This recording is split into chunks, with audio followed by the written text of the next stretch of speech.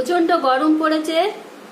সবাই ভালো থাকার চেষ্টা করবেন, সুস্থ থাকার চেষ্টা করবেন, হালকা পাতলা এই সময় সবাই খাবেন।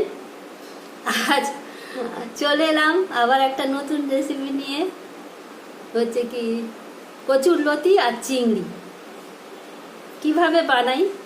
আসুন, চলে আসুন আমার রান্নাঘরে, একটু লক্ষ্য রাখুন।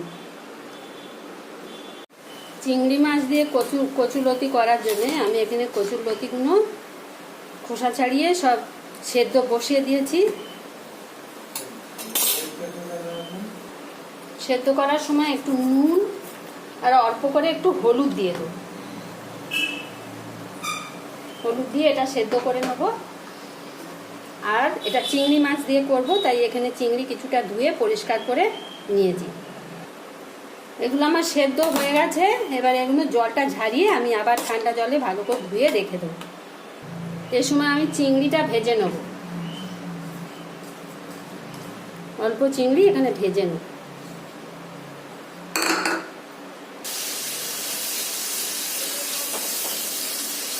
চিংড়ি মাছটা ভাজা হয়ে গেছে, সরিয়ে রাখলাম। এবার আমি এই প্যানটা বসিয়ে দিলাম,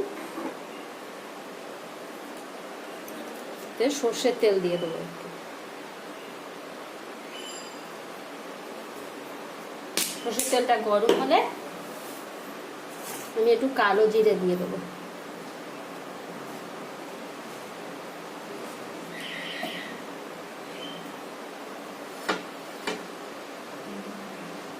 তেলটা গরম হয়ে গেছে, একটু কালো জিরে ফোড়ন দিয়ে দেবো আর কাঁচা লঙ্কা দিয়ে দেবো তার সাথে।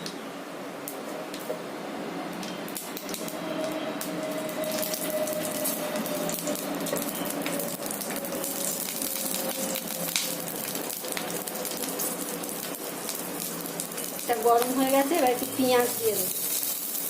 পেঁয়াজ রসুন দুটোই দিয়ে দেবো। একটু বেশি করে এতে রসুন দিলে ভালো লাগে খেতে। ভাজার সময় অল্প একটু নুন দিয়ে দেবো।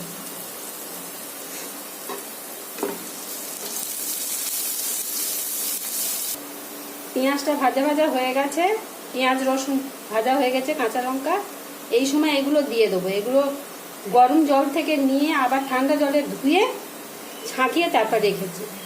এগুলো এর মধ্যে দিয়ে দেবো।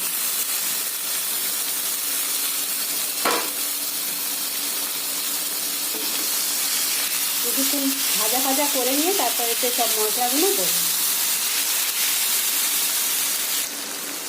নুন আগে দিয়েছি একটু, এখন একটু হলুদ দিয়ে দেবো আর একটু জিরে গুঁড়ো দিয়ে দেবো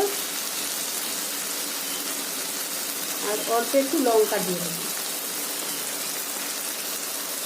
দিয়ে ভালো করে এটা নাড়বো, ভাজা ভাজা করি।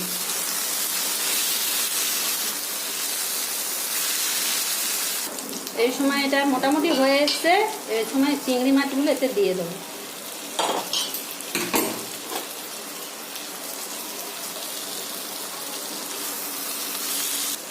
আর সর্ষে পোস্তটা ওপর থেকে এই সময় দিয়ে দেবো।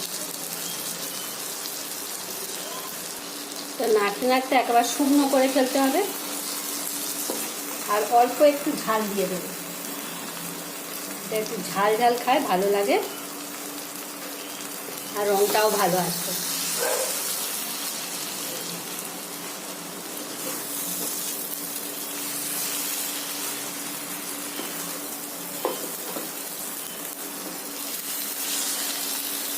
এগুলো ঠিকভাবে করলে খেতে খুব ভালো লাগে। সেই মা ঠাকুমাদের আমাদের প্রচুর খেয়েছি, সব তারা তুলে তুলে আনতো, এখন সব আমাদের কিনে খেতে হচ্ছে। যাই হোক, এটা আমার হয়ে গেছে।